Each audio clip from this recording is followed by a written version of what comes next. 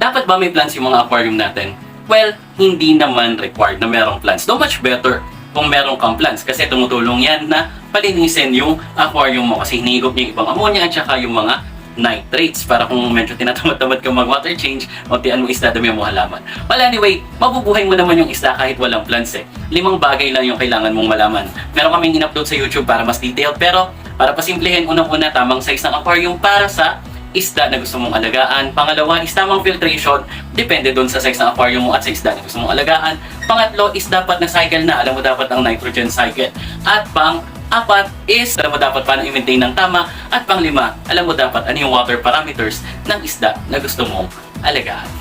Thank you so much, Sios, for my bagoong. Super sarap niya. I love it, especially the spicy bagoong. I am such a fan of spicy food and perfect na perfect po siya dito sa mangga. Thank you!